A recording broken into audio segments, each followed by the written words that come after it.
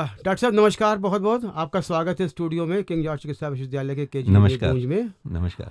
और हमारे श्रोता इस समय आपको सुन रहे हैं और सब जानते हैं कि आप बहुत ही विख्यात मूत्र रोग विशेषज्ञ हैं, जिसे हम लोग बोलते हैं यूरोलॉजिस्ट। धन्यवाद। डॉक्टर साहब आज चर्चा हम करेंगे जो मूत्र रोग में संक्रमण होता है वो उसके बारे में बहुत सारी भ्रांतियां हैं और बहुत सारी जगह पर लोग ये नहीं समझ पाते कि मुझे मूत्र रोग संक्रमण हुआ है या डायबिटीज़ की वजह से मुझे बार बार जाना पड़ रहा है। तो ये वास्तव में यूटीआई जिसे हम लोग बोलते हैं या मूत्र रोग संक्रमण बोलते हैं वो होता क्या है?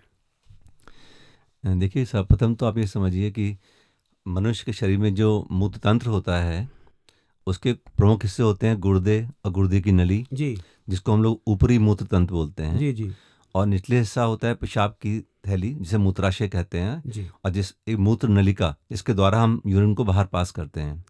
तो जो संक्रमण होता है इसका मतलब ये कि मूत्र तंत्र के अंदर कोई कीटाणु प्रवेश कर गए हैं जी जी और वो कीटाणु वहाँ पे अपना प्रकोप दिखाते हैं। हम्म। तो कभी कभी कीटाणु निचले मूत्र तंत्र में रहते हैं, जी जो कि ज़्यादा सामान्य ये है। निचला मूत्र तंत्र क्या मतलब हुआ? मेरा मतलब मूत्राशय है जी जी और मूत्र की नली है। जी जी हमारे मानव शरीर की संरचना समझे हाँ हाँ और कोई मनुष्य खड़ा हुआ है तो निचले हिस्से में जो मूत्र तंत्र के अंग हैं, मूत्राशय, मूत्र नलिका, जी जी जी इसमें बैक्टीरिया का प्रवेश पाना सामान्य है और ये ज़्यादा कॉमन संक्रमण माना जाता है। तो अच्छा। इस संक्रमण को हम लोग एक जनरल लैंग्वेज में मूत्र तंत्र तो संक्रमण कहते कहने हैं। का मतलब ये हुआ कि गुर्दे से लेके मूत्र नली तक जी हाँ। कहीं पर भी अगर हाँ। इन्फेक्शन जिसे आम भाषा में कहते हैं या हाँ, जी संक्रमण हाँ। कहते हैं हिंदी में, जी हाँ। जी हाँ। तो उसको हम लोग मूत्र तंत्र संक्रमण कहते जी हैं। हाँ। जी हाँ, बिल्कुल। अच्छा, इसके लक्षण कैसे पहचाने रोगी इसको कि हमें हो गया है यूटीआई या मूत्र संक्रमण? देखिए, जैसे कि किसी को मूत्राशय या मूत्र नलिका में संक्रमण हुआ है, जिसको हम लोग निचला मूत्र तंत्र का संक्रमण कह रहे हैं, उसमें सर्वप्रथम रोगी को मूत्र त्याग करते समय थोड़ा जलन का आभास होता है। मूत्र त्याग करते समय तीव्र दर्द हो सकता है और ऐसा लगता है कि मूत्र थोड़ा जल्दी जल्दी आ रहा है, खुल के जी नहीं हो रहा है, मैं बार बार जाऊं, वहीं बैठा रहूं। जी जी और जब भी संक्रमण कुछ ज़्यादा सीरियस होता है तो कुछ रोगियों को मूत्र में रक्त भी आ सकता है। अच्छा लाल पेशाब आ सकती है उनको, ओके जो काफ़ी डरावना स्थिति पैदा हो जाती है जी इसको जी देख जी के। अच्छा डॉक्टर साहब, हम लोग विशेषकर ये देखते हैं कि महिलाओं में मूत्र संक्रमण बार बार होता है या अधिक होता है, तो क्या ऐसा वास्तव में है? हाँ, बिल्कुल ऐसा है। तो बिल्कुल ऐसा ऐसा है। तो ऐसा क्यों ऐसा होता है? देखिए, इसके मुख्य कारण जो पुरुषों की और महिलाओं की शारीरिक संरचना है, उसमें जो विभिन्नताएं हैं उस कारण से होता है।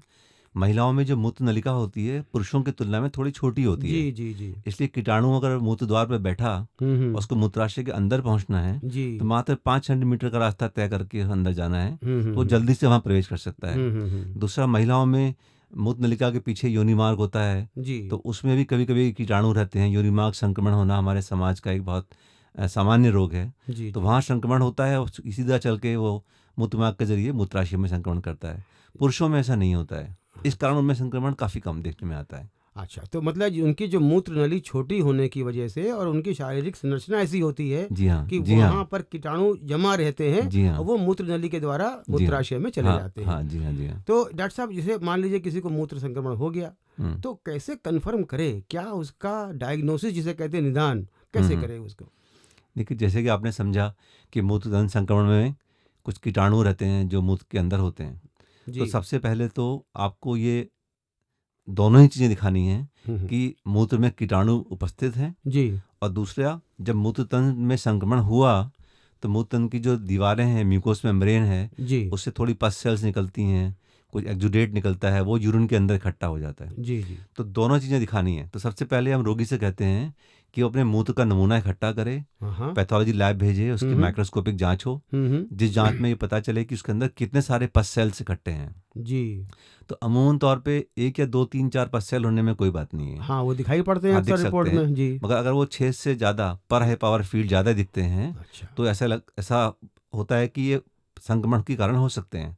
मगर संक्रमण को पुख्ता तौर पर साबित करने के लिए उसकी एक जांच होती है जिसे हम लोग मूत्र कल्चर की जांच कहते हैं। कल्चर, जिसके हाँ। माने जिसके जरिए आप मालूम करते हैं कि हाँ। उसके अंदर कौन सा जीवाणु या कौन सा जीवाणु, बिल्कुल जी सही कहा जी आपने। जी तो ये मुख्य जांच कल्चर की जांच है जी जी कि जिसमें रोगी एक कहना चाहिए संक्रमण विहीन उसको एक शीशी जी दी जाती जी है, जी जो कि जी लैब से मिलती है, हाँ ऑटोक्लेव होती है। जी उसमें वो अपना मूत्र का नमूना देते हैं और हाँ फिर माइक्रोबायोलॉजी के डॉक्टर उसको एक डिश पे लगा के देखते हैं जी। कि इसके अंदर कौन से जीवाणु हैं, कौन सा कीटाणु है, कितनी उसकी नंबर है, अच्छा। हाँ, और कौन सी दवाओं से वो ठीक हो सकेगा। जी जी। तो कल्चर की जांच, दोनों ही जांच करना बहुत ज़रूरी है। तो मतलब कहने का ये हुआ कि अगर सामान्य मूत्र जांच में जो हम्म। आपने बताया कि पस सेल्स नहीं है, हम्म।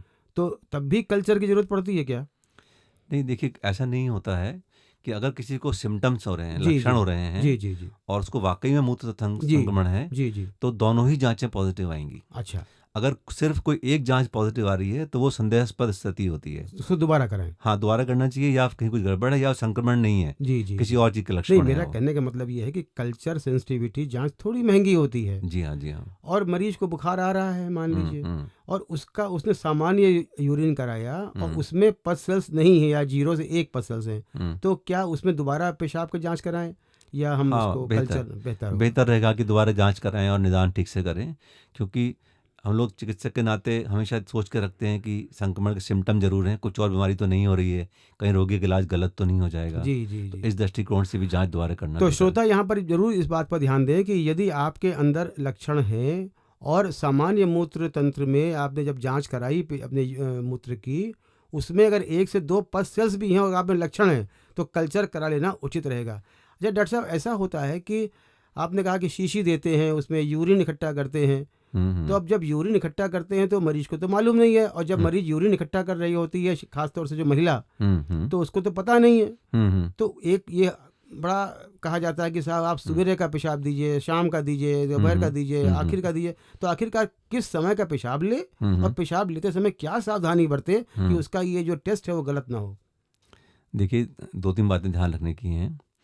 एक तो ये कि ये जानना चाहिए कि जननांगों की जो बाहरी सतह है, जी। वहाँ पे सामान्यतः भी कुछ कीटाणु रह सकते हैं।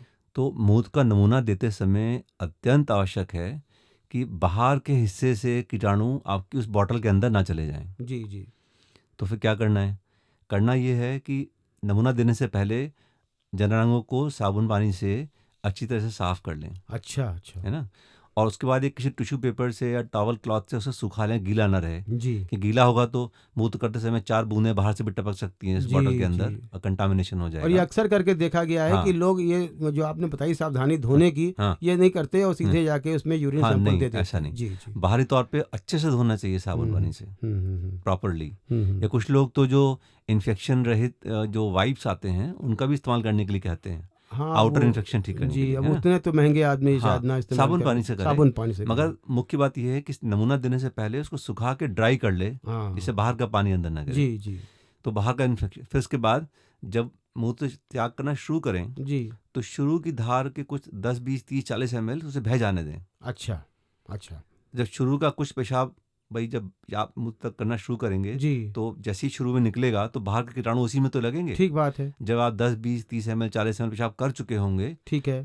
थोड़ी आधी धार निकल चुकी होगी जी और 20 की धार में आप आ चुके होंगे, जी तब उस समय वो कल्चर की बोतल धार के ठीक सामने लगाएं और कोशिश करें कि मूत्र की धार सीधे कल्चर बोतल के अंदर जाए। जी। मतलब कहने का ये हुआ कि बोतल कैच, लेके हाँ, तैयार रहें, तैयार रहें। पहले हाँ, थोड़ा सा पेशाब जाने दें बाहर, हाँ, और उसके बाद तुरंत ले आए सामने, और सामने ले धार आएं। पूरी। हाँ, जी जी। और जैसे ही उस बॉटल में 10 ml के आसपास यूरिन इकट्ठा हो जाए, उस बॉटल को सामने से हटा लें जी। और उसको टाइट कैप अच्छे से बंद करके सील करके वहीं रख दें। वहाँ रख दें और तो उसको। लगभग 10 ml मूत्र का नमूना देना ठीक रहता है, उससे ज़्यादा या उससे कम देना ठीक नहीं है। तो ये बताइए कि जब मूत्र का नमूना इकट्ठा कर लिया तो पैथोलॉजी में कितनी जल्दी पहुंच जाना चाहिए? शीघ्र। शीघ्रता हाँ, शीघ्र।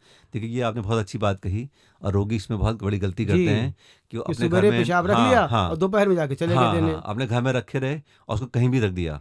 तो उस बॉटल को अगर कहीं भी रख देंगे मूत्र के नमूने को, जी तो मान लीजिए आपके मूत्र तंत्र में थे 100 कीटाणु, जी जी जी और आपने जी। बॉटल में 100 इकट्ठे किए, हाँ हाँ फिर हाँ आपने 3 घंटा उसे घर में रखे रहे बॉटल को, जी तो जी। 100 के तो बढ़ के 200, 400, 600 हो जाएंगे ना। ओके। तो आपका कीटाणुओं का नंबर गलत हो जाएगा। तो रिपोर्ट में कल्चर सेंसिटिविटी में जो हम लोग कॉलोनी काउंट देखते हैं उसमें त्रुटि हो सकती तो है, रिपोर्ट गलत आ सकती है। गलत आ तो सकती है। तुरंत देना है। तो या तो आप घर में सैंपल लेना चाहते हैं हाँ हाँ तो सैंपल लेके तुरंत जितना शीघ्र हो लैब पहुंचाइए, जी। या बेहतर होगा कि आप लैब में ही चले जाइए स्वतः। अच्छा, हाँ वो ठीक रहेगा। हाँ, और लैब के टॉयलेट्स इस तरह से बनाए जाते हैं कि आप जी। वहाँ प्रॉपर से नमूना दे पाएँ, सही जगह पर रख सकें और टेक्नीशियन लोग तुरंत ले जाके उसको जांच के लिए आगे जी। प्रोसेस करें। अच्छा डॉक्टर दिवाकर, एक बात ये बताइए, आपने कहा कि जब मूत्र तंत्र में इन्फेक्शन होता है तो उसमें लक्षण में बार बार पेशाब जाना या पेशाब में जलन या कभी कभी खून भी आना, तो केवल ये लक्षण इसी के हैं इन्फेक्शन के, कि इसके अलावा भी कोई और गंभीर रोग हो सकते हैं? हाँ, ये आपने बहुत अच्छा सवाल पूछा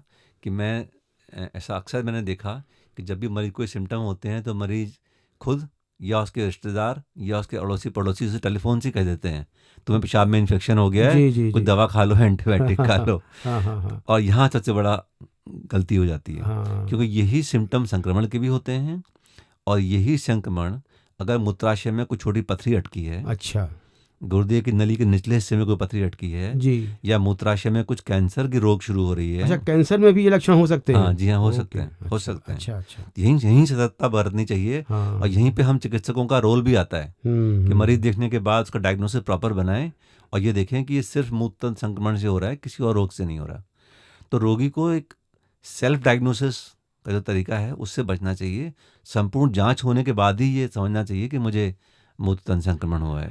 तो अभी श्रोताओं, आपने सुना कि डॉक्टर दिवाकर दलेला ने हमको बताया अच्छी तरह से कि महिलाओं में मूत्र तंत्र संक्रमण क्यों होता है, उसके क्या लक्षण होते हैं, उसमें क्या जांचें करनी चाहिए, जब हम जांच देते समय उसका यूरिन दे रहे हैं या मूत्र दे रहे हैं, सैंपल दे रहे हैं, उसमें क्या सावधानी बरतें, कैसे उसको कितनी जल्दी से जल्दी पैथोलॉजी में भेजाएं, और केवल ये न समझें कि अगर यही लक्षण है तो केवल और केवल हमें इन्फेक्शन या संक्रमण ही है, बल्कि गंभीर रोग भी हो सकते हैं।